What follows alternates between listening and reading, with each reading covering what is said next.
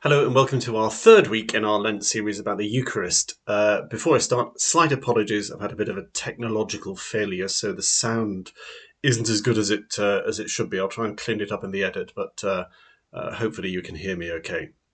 As before, there is a link to our Zoom meeting, which is in the description below in the YouTube video, and we meet on Wednesday the 15th at 7 p.m, and you're very welcome to join us there. It will definitely last under an hour, probably around half an hour, unless we're chatty. So last week we were talking about the early church up to about 350 AD. And today we're talking a bit about the Celtic Church of history, which is a phenomenon which didn't last a hugely long time, probably 450 AD for 200 years or so. And I say the Celtic Church of history because in order to understand that church, we really need to get out of our head everything we think we know about Celtic Christianity. Modern Celtic Christianity is great, but it has very little in common with the church of that day. I don't want to knock it, but in order to understand people like Patrick and Cuthbert and Hilda and Boisel and the like, we need to get rid of that whole idea of Clarsach playing Hessian-frocked monks walking among the heather and talking to bees. The life of those people was hard. It was deliberately ascetic. It was Spartan, and they didn't tend to live very long.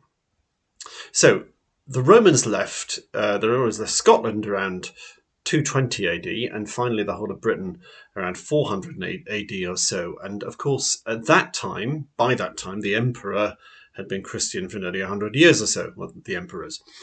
So it's likely that there were many Romans in Britain who were Christian.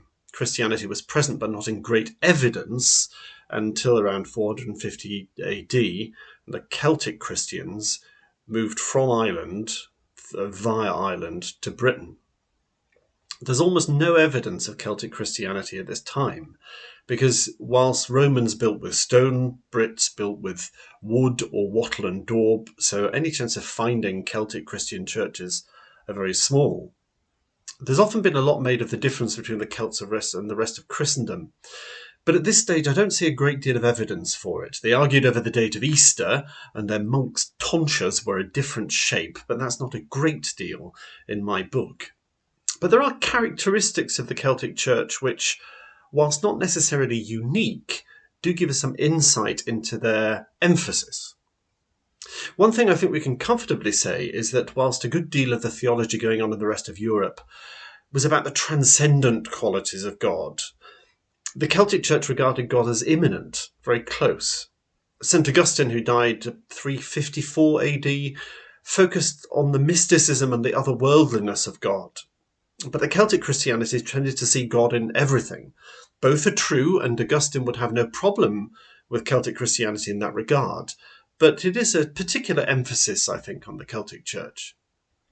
Also, certainly in later centuries, or into the 7th and 8th centuries before there's a lot of evidence for it, there was a tendency in the Celtic Church towards art and poetry in their own languages rather than in Latin.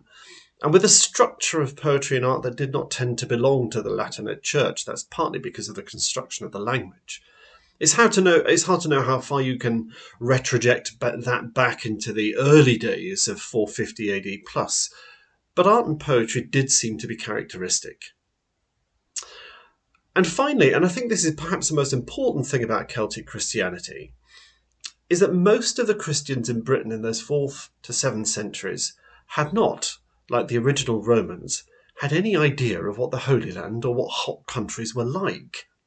So they situated Christ in their own land. To them, Christ was the great Druid, his cross a greenwood tree. They owned the story of Christ as their own. They appropriated it into their own time and their own culture. Well, that's all very well, but what about the Eucharist? That's what the subject of conversation. It would have been celebrated in small communities, in small wattle and daub huts, rather than in the public Roman sphere with their already ornate palaces and temples to the gods which were moved over to Christianity. But it would have been the same, as far as I can tell. The liturgy would have been relatively robust and formed by now. You might not recognise the language if we travel back in time to see it, but you would have seen an elder, presbyter, bishop, behind a table, breaking bread and blessing it and a cup of wine. In fact, as far back as we can go, the Celtic liturgy for the Eucharist is almost indistinguishable from the Roman one. What really changed when the Celtic Church at the Synod of Whitby moved into the sort of ordinance of the Roman Church was the formalization of orders of deacons, priests, and bishops, and the organization of monasteries and convents. It became more rigorous and really more developed until the point where the liturgy was largely out of the hands of communities and more in the hands of a professional order of clergy. Now, that mattered less in those days than it did today, because especially we believe in the Celtic Church with its emphasis on immanence and God all around us, their entire lives were lived in a knowledge of God's presence, in the sun and the wind and the rain and everything about them. Prayers and hymns were not an add-on to their day. They were woven in from breakfast to supper in every aspect of their lives. People's religion was family-based, personal, and their own. But it did mean that the Eucharist on which we are focusing became more distant and more removed from the people of God. As early as the 7th century, the idea of a rood screen came into being, where for at least parts of the service the altar was screened off. It used to be the case where you'd have a curtain going along that was shut for certain parts of the service. To a certain extent, that's still present in the Orthodox Church. And in Celtic churches, this often got translated as to making very, very tiny churches, which was essentially just the sanctuary where everybody else was outside. And as the medieval church grew, everything that used to be done communally became professionalized.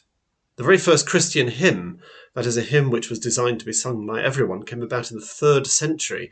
But by the 7th century, hymn singing was something that you did outside of church, not inside. And again, you can never be sure, but there were only 4 hymns or sequences which look as though they were designed to be sung by everyone in church. 4 feasts of the church where everybody get to sing together. Eventually, with the rise of the new abbeys in Scotland, such as Melrose and all the others under King David and Queen Margaret, his mother, the rood screen became a solid wall with a little door so that the monks and the clergy could participate. But essentially the church was 2 different rooms, the holy bit and the bit for the rest of us. Now, there's nothing wholly wrong about that. It did result in some amazing things. It resulted in a flowering of genius, an astonishing flourishing of art and music, which we still enjoy today. It resulted in beautiful architecture and a sense of transcendence and the mystery of God, which is essential to our worship. But it also took an intimate meal, the Eucharist, and pushed it, and therefore God, further and further away from people. When something as close as God is pushed away from you, it naturally makes you anxious and worried, and so the fear of hell replaced the idea of the joys of heaven. The Eucharist became something so precious and so valuable and so powerful that people feared it, lest they commit a mortal sin by receiving communion when they had impure thoughts. People used to use silver straws to drink from the communion cup for fear of spilling a drop and being sent to hell because of it. Mass was celebrated in the cathedrals and the monasteries several times a day, and yet the people would only receive once or twice a year. And so God became distant, which is perhaps why the cult of Mary and the cult of the saints sprang up so profoundly. She and they were more approachable, more understanding, and people needed an advocate for a distant God who was surely too busy to sully his hands with humanity. But in the Celtic north, the rivers still flowed and the holy wells were still used. People still wove prayers into their daily lives and routines, and sang hymns to one another at home and in the alehouse. God was very present. It was only in the church that he was distant. What I discovered in preparing this talk was really that our understanding of God is bound up with the Eucharist. There are plenty of times in the church's life when the Eucharist wasn't central to the life of the church, where it was matins or evensong, or when the Eucharist was that high, distant mass behind a rood screen. And the result of that is that God becomes more distant. We lose our intimate connection with Christ when the Eucharist is removed away from us. And that Celtic immanence, without the Eucharist, can easily descend into a sort of fantasy pantheism. And the orthodoxy of the Church, without the intimacy of the Eucharist as celebrated by the house churches of old or the early apostles, becomes a mystery religion, dependent on the gaps in our knowledge rather than the truths that we claim. But as we know, God was not in fact distant, and God, it seems, did not desire a church to represent him as such. Change was on the way, and next week Claire will deal with some of that change as we discuss the Reformation. Now, I hope you're going to be able to join us for our discussion. Again, Zoom link below, but here are some questions just to get you thinking beforehand. When you imagine the Celtic Church, what do you imagine? Do you have an image of what it would have been like to have been a Christian in those early centuries in Scotland? When you think of being close to God, what do you imagine? Perhaps there was a time when you felt very close to God. When and where was it? Was it in church? Was it outside? Was it alone, or were you with someone? The Celtic Church, particularly the monks, put themselves through extreme hardship in order to focus solely on God.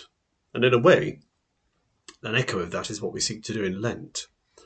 I hope this isn't too much of a hardship for you. But do you think that that sort of hardship has any place in the Christianity of today?